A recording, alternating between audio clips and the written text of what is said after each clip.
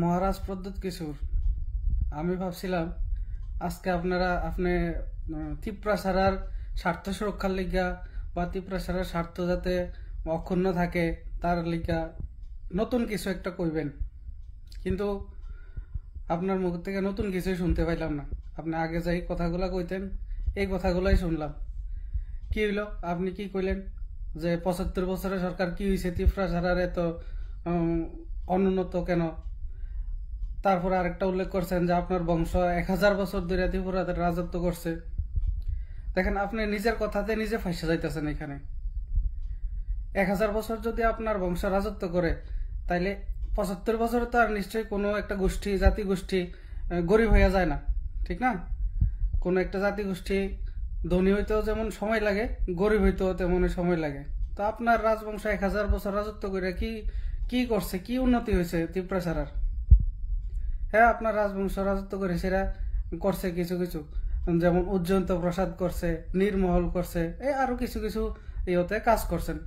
তো নীরমহল কারা ভোগ করতেছেন? বর্তমানে সরকার ভোগ করতেছেন।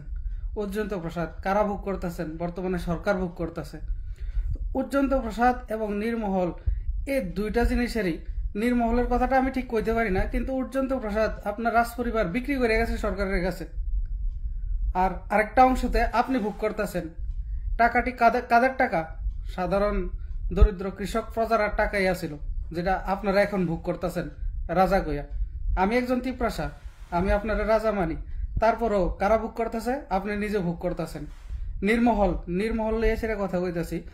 এবার নির্মহল লিয়ে সেটা আপনি আজকের থেকে ৪-৫ বছর হইব সম্ভবত ঘটনা, আপনি নির্মহল নিয়ে সেটাও কেস করে রাখছেন রাজ্য সরকারের সাথে।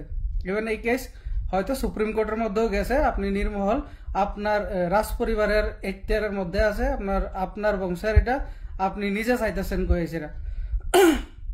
কার লিগা চাইতেছেন? এটা সাধারণ জনগণের লিগা? একদমই না।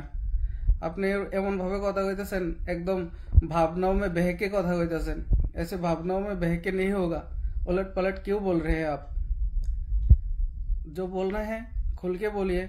और आप लोगों का, आपका जो ये निर्महल लेने का जो केस चल रहा है, ये कोर्ट में चल रहा है अभी तक। तो ये किसके देंगे आप? निर्महल आपने खुद के लिए ये केस किया है। निर्महल কেসে যদি জিতেন তাহলে আপনি জিতবেন। আপনি কি এটা বিক্রি করে সাধারণ মানুষের দিবেন? একদমই না, দিতেন না। আপনি কারে দিবেন? আপনি নিজে ভোগ করবেন। তো ১০০০ বছর আপনি এভাবে কইলে হইতো না। ১০০০, হ্যাঁ আমি মানতেছি ১০০ বার যে হয়তো জনজাতির উন্নতিতে কিছুটা ব্যাঘাত ঘটছে, একটা সময় কম হয়েছে, পরবর্তী সময় দেখা যায় এখন হইতেছে আস্তে আস্তে। যে কাজটা হয়েছে না বিগত ২৫ বছর, এই কাজটা এখন হইতেছে। কিন্তু আপনি এভাবে কইলে ১০০০ বছর আমার রাজবংশ রাজত্ব করছে, আমার বংশ মাণিক্য বংশ। তো ১০০০ বছরে আপনারা যদি রাজত্ব করে থাকেন, তাহলে ১০০০ বছরে গরিব রয়ে গেছে কি লিগা?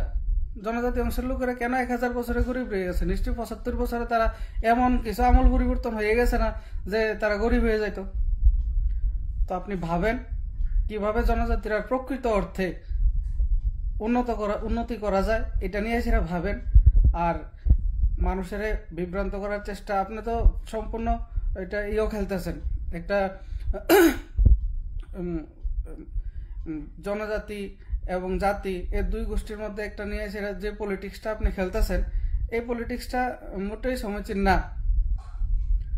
ভাবেন কি করে জনজাতির প্রকৃত অর্থে উন্নত করা যায়, নিজের রাজনৈতিক উদ্দেশ্য চরিতার্থ করার লিগে এইভাবে এমন ধরনের আলোচনা আপনারা বন্ধ করেন।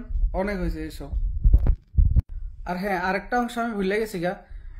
আজকের থেকে বিগত প্রায় ৬-৭ বছর আগে আপনাদের লিচু বাগানে একটা জায়গা আছে কয়েছেরা, ওই জায়গাতে জনজাতি গোষ্ঠীর অনেকজন লোকেরা রাইনে সেরা আপনার পরিবার, আপনি এবং আপনার মা মিললে সেরা এখানে বসাই দিয়েছেন। তারারে জায়গা দিবেন কয়েছেরা, ফ্রিতে জায়গা দিবেন, এই সেই অনেক কিছু কয়েছে, তারারে বয় দিছেন। কিন্তু তারপরেও এইখানে পরবর্তী সময় দেখা গেছে যে সরকার এটার মধ্যে হস্তক্ষেপ করিয়া ওই যে যারা এসেরা বইছিলেন এখানে তারা উঠাইছিলেন। তো এটা কি, তারা কি হইলো পরবর্তী সময়? তারা যে এত টাকা পয়সা খরচ করে এসেরা বাড়িঘর তৈরি করছিল থাকবো কইয়া, আপনি এটা কোন উদ্দেশ্যে তখন করছিলেন? আপনি বা আপনার পরিবার কোন উদ্দেশ্যে করছিলেন এটা?